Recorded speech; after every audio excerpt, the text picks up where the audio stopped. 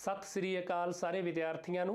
मैं रणजीत सिंह ਤੇ ਅੱਜ ਆਪਾਂ हरियाणा स्कूल सिक्ख्या बोर्ड ਦੇ ਜਿਹੜੇ ਪੰਜਾਬੀ ਦੀ ਪਾਠ ਪੁਸਤਕ ਚੋਂ 6ਵਾਂ ਜਿਹੜਾ ਪਾਠ ਹੈ ਉਹ ਆਪਾਂ ਅੱਜ ਕਰਨ ਜਾ ਰਹੇ ਹਾਂ। ਭਾਈ ਵੀਰ ਸਿੰਘ ਜੀ ਦੀਆਂ ਦੋ ਕਵਿਤਾਵਾਂ ਹਨ। ਭਾਈ ਵੀਰ ਸਿੰਘ ਜਿਨ੍ਹਾਂ ਨੂੰ ਛੋਟੀਆਂ ਕਵਿਤਾਵਾਂ ਦਾ ਵੱਡਾ ਕਵੀ ਕਿਹਾ ਜਾਂਦਾ है, ਅੱਜ ਉਹਨਾਂ ਬਾਰੇ ਆਪਾਂ ਪੜਾਂਗੇ। ਪਹਿਲਾ है गुलाब ਦਾ फुल ਤੋੜਨ ਵਾਲੇ ਨੂੰ ਤੇ ਉਸ ਤੋਂ ਬਾਅਦ है ਸਮਾਂ। ਤੇ आओ ਬੱਚਿਓ ਫਿਰ ਆਪਾਂ ਦੇਖਦੇ ਹਾਂ। ਪਹਿਲਾ ਕੀ ਹੈ गुलाब ਦਾ फुल ਤੋੜਨ ਵਾਲੇ ਨੂੰ। डाली नालों तोड़ ना सानू असां हट महक दी लाई। डाली नालों तोड़ ना सानू असां हट महक दी लाई। लख गाहक जे सुंगे आके, लख गाहक जे सुंगे आके खाली एक ना जाई। तू जे मैनू तोड़ लै गयो एक जोगा रह जासा। तू जे मैनू तोड़ लै गयो एक जोगा रह जासा। ओ भी पल छिनदा, ओ भी पल छिनदा मेला रूप महक नस जाई। ओ भी पल छिनदा मेला रूप महक नस जाई। सो इस कविता विच जिहड़ा प्यारे विद्यार्थियों की कह रहे ने भाई वीर सिंह जी कि एक जिहड़ा है कोई गुलाब दे फुल नूं जिहड़ा है वो तोड़न आया है ਤੇ ਗੁਲਾਬ ਦਾ ਫੁੱਲ ਹੈ ਜਿਹੜਾ ਉਸ ਤੋੜਨ ਵਾਲੇ ਮੂਹਰੇ, ਉਸ ਤੋੜਨ ਵਾਲੇ ਅੱਗੇ ਇੱਕ ਬੇਨਤੀ ਕਰਦਾ ਹੈ, ਇੱਕ ਸਮਝੌਤੀਆਂ ਪੇਸ਼ ਕਰਦਾ ਹੈ, ਦੱਸਦਾ ਹੈ ਕਿ ਜੇ ਤੂੰ ਮੈਨੂੰ ਤੋੜ ਕੇ ਲੈ ਗਿਆ ਤਾਂ ਇਹਦਾ ਕੀ ਨੁਕਸਾਨ ਹੈ। ਠੀਕ ਹੈ, ਉਹ ਦੱਸ ਰਹੇ ਨੇ ਕਿ ਡਾਲੀ ਨਾਲੋਂ ਤੋੜਨਾ ਸਾਨੂੰ ਅਸਾਂ ਹੱਟ ਮਹਿਕ ਦੀ ਲਾਈ। ਸਾਨੂੰ ਜੇ ਡਾਲੀ ਨਾਲੋਂ तू ना तोड़ क्योंकि असां सब नूं इक्को जी जिहड़ी है महक वंड रहा हाँ। मैं सब नूं इक्को जिही खुशबू जिहड़ी है वो दे रहा हाँ। मैं इस तरह महक दी एक हट्टी जिहड़ी है वो ला रखी है। डाली नालों तोड़ना सानू असां हट महक दी लाई। लख गाहक जे सुंगे आके खाली एक ना जाई। कि भावें लख गाहक है जिहड़े लख आउण चाहण वाले मैनू ये सुंघ के जिहड़ा है ते हट जाण पासे दूसरा आ जे, चाहे किन्ने ही है जे मेरी वो खुशबू माणदे हन तां वो किन्ने हज़ारां दी जिहड़ी है लखां दी गिणती विच वो जिहड़े है मेरी खुशबू नूं माण सकदे हन। पर कदों जदों तक मैं डाली नाल लगा होया हाँ। ठीक है, अगे कहते ने तू जे एक तोड़ के लै, तू जे मैनू तोड़ के लै गयो एक जोगा रह जासा। अगर तू जे मैनू तोड़ के लै गयो ਤਾਂ ਮੈਂ ਫਿਰ ਇਹ ਜਿਹੜੀ ਮੇਰੀ ਖੁਸ਼ਬੂ ਹੈ ਜਾਂ ਮੈਂ ਹਾਂ ਉਹ ਸਿਰਫ ਤੇਰੇ ਜੋਗਾ ਹੀ ਰਹਿ ਜਾਵਾਂਗਾ। ਕਿਉਂਕਿ ਉਹ ਵੀ ਪਲ ਛਿਣ ਦਾ ਮੇਲਾ ਤੇ ਉਹ ਵੀ ਮੈਂ ਤੇਰੇ ਲਈ ਜੇ ਅਗਰ ਕੁਛ ਪਲਾਂ ਲਈ ਹੀ ਰਹਾਂਗਾ ਉਸ ਤੋਂ ਬਾਅਦ ਮੇਰਾ ਜਿਹੜਾ ਹੈ ਜੀਵਨ ਹੈ ਉਹ ਮੁਰਝਾ ਜਾਵੇਗਾ।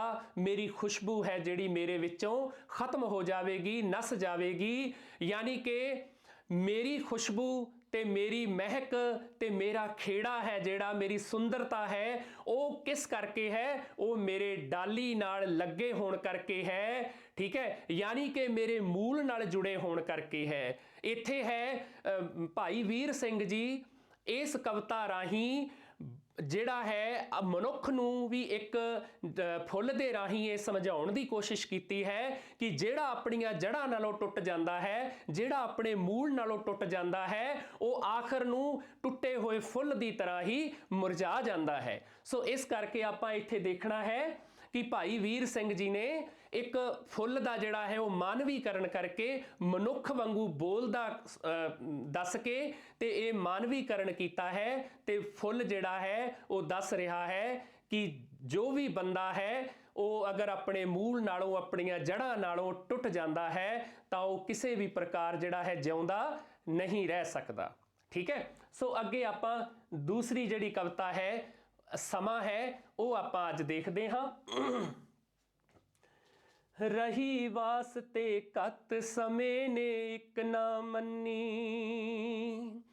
फड़ रही तरीक समय खिसकाई कन्नी, फड़ रही तरीक समय खिसकाई कन्नी, किवें ना सकी रोक अटक जो पाई भन्नी, त्रिखे अपने वेग गया टप बन्ने बन्नी, त्रिखे अपने वेग गया टप बन्ने बन्नी, हो अजे संभाल इस समय नू कर सफल अडूंदा जामदा, ए ठहरन जाच ना जामदा ते गया ना मुड़ के आमदा, ए ठहरन जाच ना जानदा ते गया ना मुड़ के आमदा। सो ਇੱਥੇ ਜਿਹੜਾ ਪਿਆਰੇ ਵਿਦਿਆਰਥੀਓ ਜਿਹੜੀ ਭਾਈ ਵੀਰ ਸਿੰਘ ਜੀ ਦੀ ਅੱਗੇ ਆਪਣੀ ਕਵਿਤਾ ਹੈ ਉਹ ਹੈ ਸਮਾਂ। ਇੱਥੇ ਸਮੇਂ ਦੀ ਮਹੱਤਤਾ ਨੂੰ ਦਰਸਾਇਆ ਗਿਆ ਹੈ, ਪ੍ਰਗਟ ਕੀਤਾ ਗਿਆ ਹੈ ਕਿ ਸਮਾਂ ਹੈ ਜਿਹੜਾ ਉਹ ਕਿੰਨਾ ਮਨੁੱਖ ਲਈ ਜਿਹੜਾ ਹੈ ਲਾਜ਼ਮੀ ਹੈ ਤੇ ਬਹੁਤ ਜਿਹੜਾ ਹੈ ਅਗਰ ਸਮੇਂ ਦੀ ਆਪਾਂ ਸੰਭਾਲ ਨਾ ਕਰਾਂਗੇ ਤਾਂ ਇੱਕ ਦਿਨ ਐਸਾ ਆਊਗਾ ਕਿ ਆਪਾਂ ਪਛਤਾਵੇ ਤੋਂ ਸਿਵਾ ਆਪਣੇ ਕੋਲੇ ਕੁਝ ਨਹੀਂ ਰਹਿ ਜਾਊਗਾ, ਹਨਾ।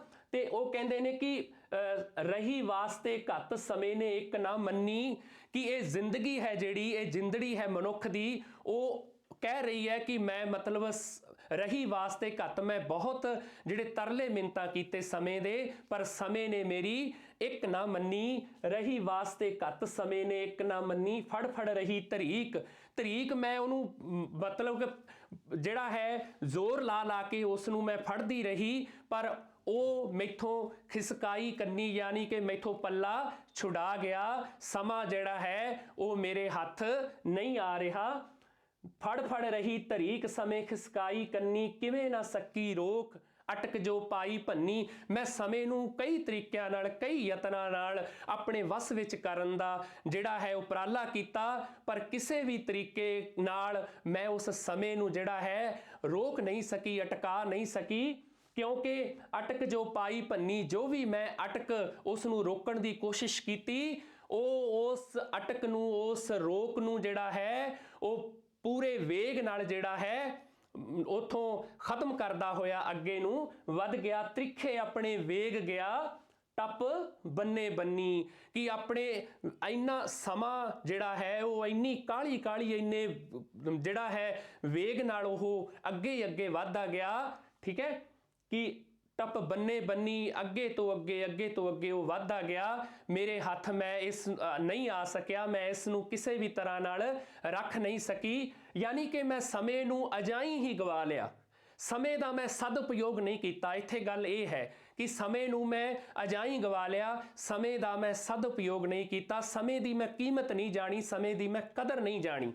ਅੱਗੇ ਉਹ ਕਹਿੰਦੇ ਨੇ ਕਿ ਹੋ ਅਜੇ ਸੰਭਾਲ ਇਸ ਸਮੇਂ ਨੂੰ ਕਰ ਸਫਲ ਉਡਾਉਂਦਾ ਜਾਮਦਾ, ਹਾਲੇ ਵੀ ਵਕਤ ਹੈ ਇਸ ਸਮੇਂ ਨੂੰ, ਜਿਹੜਾ ਆਉਣ ਵਾਲਾ ਵਕਤ ਹੈ, ਆਉਣ ਵਾਲਾ ਸਮਾਂ ਹੈ, ਉਸ ਨੂੰ ਹੀ ਸੰਭਾਲ ਕੇ ਰੱਖ ਲਿਆ ਜਾਵੇ, ਕਿਉਂਕਿ ਇਹ ਜਿਹੜਾ ਹੈ ਉਹ ਇੱਕ ਤਰ੍ਹਾਂ ਨਾਲ ਮੁੱਠੀ ਵਿੱਚ ਜਿਹੜੀ ਹੈ ਰੇਤ ਵਾਂਗੂ ਕਿਰਦਾ ਜਾ ਰਿਹਾ ਹੈ, ਇਹ ਸਮਾਂ ਆਪਣੇ ਹੱਥ ਆਉਣ ਵਾਲਾ ਨਹੀਂ, ਇਸ ਨੂੰ ਜਿੰਨਾ ਵੀ ਸੰਭਾਲ ਲਿਆ ਜਾਵੇ, ਜਿੰਨਾ ਵੀ ਇਸ ਨੂੰ ਸਫਲ ਕਰ ਲਿਆ ਜਾਵੇ, ਆਪਣੇ ਜੀਵਨ ਵਿੱਚ ਇਸ ਨੂੰ ਸਫਲ ਕਰ ਲਿਆ ਜਾਵੇ, ਉਨਾ ਹੀ ਇਹ ਫਾਇਦੇਮੰਦ ਹੈ। ਕਿ ਉਹ ਅਜੇ ਸੰਭਾਲ ਇਸ ਸਮੇਂ ਨੂੰ ਕਰ ਸਫਲ ਅਡੂੰਦਾ ਜਾਵਦਾ, ਇਹ ਠਹਿਰਨ ਜਾਚ ਨਾ ਜਾਣਦਾ, ਲੰਘ ਗਿਆ ਨਾ ਮੁੜ ਕੇ ਆਮਦਾ, ਨਾ ਤਾਂ ਇਹ ਕਿਸੇ ਰੁਕਣ ਦੀ ਕਿਤੇ ਠਹਿਰਨ ਦੀ ਜਾਚ ਜਾਣਦਾ ਹੈ, ਤੇ ਜਿਹੜਾ ਸਮਾਂ ਬੀਤ ਚੁੱਕਾ ਹੈ, ਜਿਹੜਾ ਸਮਾਂ ਲੰਘ ਚੁੱਕਾ ਹੈ, ਠੀਕ ਹੈ, ਲੰਘ ਗਿਆ ਨਾ ਮੁੜ ਕੇ ਆਮਦਾ, ਤੇ ਉਹ ਵਾਪਸ ਆਪਣੇ ਕੋਲ ਵਾਪਸ ਪਰਤ ਕੇ ਨਹੀਂ ਆਵੇਗਾ। ਸੋ ਇਸ ਤਰ੍ਹਾਂ ਆਪਾਂ ਇਸ ਕਵਿਤਾ ਵਿੱਚ ਸਮਾਂ ਕਵਿਤਾ ਵਿੱਚ ਵੀ ਜਿਹੜੇ ਹੈ ਭਾਈ ਵੀਰ ਸਿੰਘ ਸਮੇਂ ਦੀ ਮਹੱਤਤਾ ਨੂੰ ਦੱਸਦੇ ਹੋਏ ਇਹ ਆਖ ਰਹੇ ਹਨ ਕਿ ਸਾਨੂੰ ਜਿਹੜਾ ਹੈ ਉਹ ਸਮਾਂ ਅਜਾਈਂ ਜਾਂ ਬੇਕਾਰ ਦੀਆਂ ਗੱਲਾਂ ਵਿੱਚ ਬਤੀਤ ਨਹੀਂ ਕਰਨਾ ਚਾਹੀਦਾ, ਸਾਨੂੰ ਸਮੇਂ ਨੂੰ ਜਿਹੜਾ ਹੈ ਸੰਭਾਲ ਕੇ ਰੱਖਣਾ ਚਾਹੀਦਾ ਹੈ, ਤਾਂ ਕਿ ਅਸੀਂ ਜ਼ਿੰਦਗੀ ਵਿੱਚ ਸਫਲ ਹੋ ਸਕੀਏ, ਅਸੀਂ ਜ਼ਿੰਦਗੀ ਵਿੱਚ ਕਾਮਯਾਬੀ ਪ੍ਰਾਪਤ ਕਰ ਸਕੀਏ।